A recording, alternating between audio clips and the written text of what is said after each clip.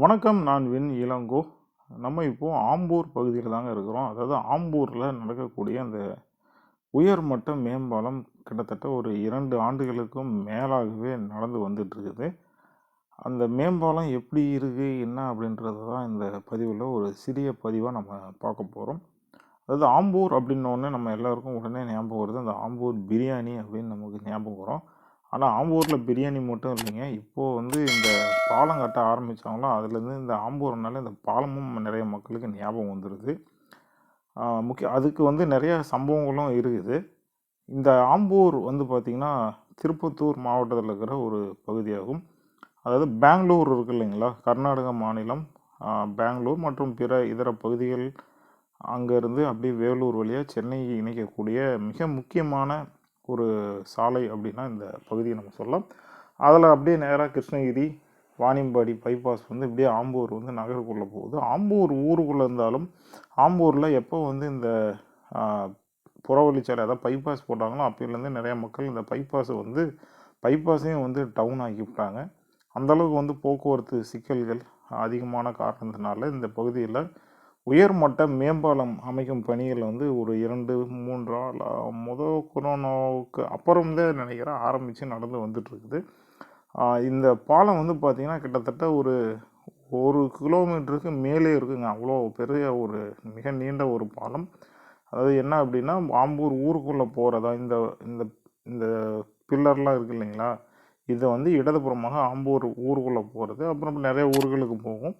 அதுக்கப்புறம் அந்தாண்ட ஆம்பூர் பேருந்து நிலையம் இருக்கும். அதாவது இப்போ பைபாஸ்லேயே பேருந்து நிலையம், அதை ஒட்டியும் பார்த்திங்கன்னா வண்டியும் உள்ளே போயிட்டு வர்றதுக்காக ஒரு வழி விடணும்.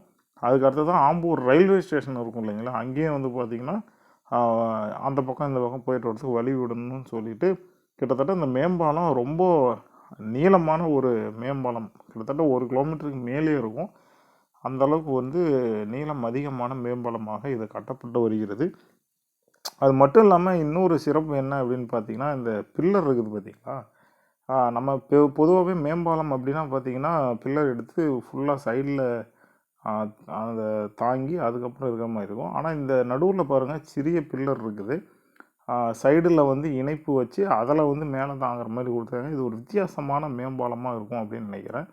எனக்கு தெரிஞ்சு தமிழ்நாட்டில் நான் இந்த மாதிரி மேம்பாலம் இப்போ தான் முதல் முறையாக பார்க்குறேன். நீங்கள் இது மாதிரி மேம்பாலம் வேறு எங்கேயாவது பார்த்துருந்தீங்கன்னா கமெண்ட் பெட்டியில் தாராளமாக தெரிவிக்கலாம். இது சிறிது காலங்களுக்கு முன்னாடி பார்த்திங்கன்னா அந்த ஆம்பூர் ரயில்வே ஸ்டேஷனுக்கு முன்னாடி இருக்குது இல்லைங்களா, அந்த இடத்துல இணைப்பு பணிகள் அதாவது காங்கிரீட் ஊற்றும் போதுன்னு நினைக்கிறேன் சரிஞ்சு உளுந்துட்டு இருந்தது. அந்த பகுதிகளும் பார்த்திங்கன்னா இப்போது அப்படியே தான் இருக்குது. அதுக்கப்புறம் என்ன ஆச்சுன்னு தெரியல, அந்த பகுதிகள் வேலை ஆரம்பிக்கலை. ஆமாம், கூடிய சீக்கிரம் அந்த பணிகளையும் முடிப்பாங்க அப்படின்னு நம்ம நம்புவோம்.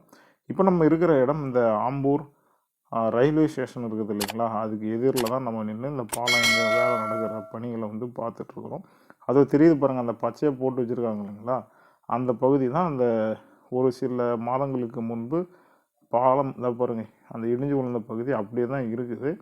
அந்த இடிபாடுகள்லாம் அகற்றிட்டு அதுக்கப்புறம் என்னன்னு தெரியல, அடுத்த கட்டமாக அதுக்கு ஏதாவது பிளான் வச்சுருப்பாங்கன்னு நினைக்கிறேன். நெடுஞ்சாலைத்துறை சார்பாக இல்லை அரசனுடைய ஒப்புதல் வாங்கி அதற்கு மாற்று ஏதாவது பண்ணுவாங்கன்னு நினைக்கிறேன்.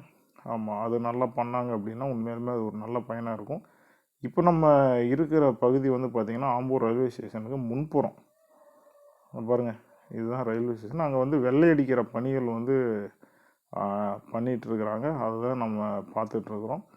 மக்கள் அதிக அளவில் பார்த்திங்கன்னா வண்டி, அதாவது காலை மாலை நேரங்களில் அதிகப்படியான வண்டிங்க இங்கே போக்குவரத்து இருக்கும். ஏன்னா பள்ளிகள் மிக முக்கியமான சாலை இல்லைங்களா, சென்னையிலேருந்து வேலூர் வழியாக அப்படியே இங்கே பெங்களூர் போக வழின்றதுனால இருக்குது. உண்மையாலுமே பாலம் பார்த்திங்கன்னா கிட்டத்தட்ட ஒரு 3/4 கட்டி முடிச்சிட்டாங்கன்னு சொல்லலாம். அந்த இடைந்து உளுந்துச்சு இல்லைங்களா, அந்த பகுதி கொஞ்சம் நிறைவடையணும். அதுக்கப்புறம் இன்னும் ஒரு சில பணிகள் முடிஞ்சிச்சு அப்படின்னா கிட்டத்தட்ட முழுசாகவே முடிஞ்சிடும் அப்படின்னு சொல்லலாம். எவ்வளோ சீக்கிரம் முடியுமோ அந்த பாலத்தை திறந்து வச்சாங்க அப்படின்னா பொதுமக்கள் அந்த ஊர் பகுதி மக்களுக்கும் நல்லதாக இருக்கும். இந்த நெடுஞ்சாலையில் பயணிக்கக்கூடிய அனைத்து பகுதி மக்களுக்கும் இது ஒரு நல்ல விடயமாக இருக்கும் அப்படின்னு நான் நினைக்கிறேன். இந்த பதிவு உங்களுக்கு பிடிச்சிருந்துச்சுன்னா லைக் பண்ணுங்கள். உங்களுடைய கருத்துக்களை மறக்காமல் கமெண்ட் பெட்டியில் தெரிவிங்க. இது போன்ற பல பயனுள்ள தகவல்களை தெரிந்து கொள்வதற்கு நம்மளுடைய சேனலை மறக்காமல் சப்ஸ்கிரைப் பண்ணிக்கோங்க. நன்றி, வணக்கம்.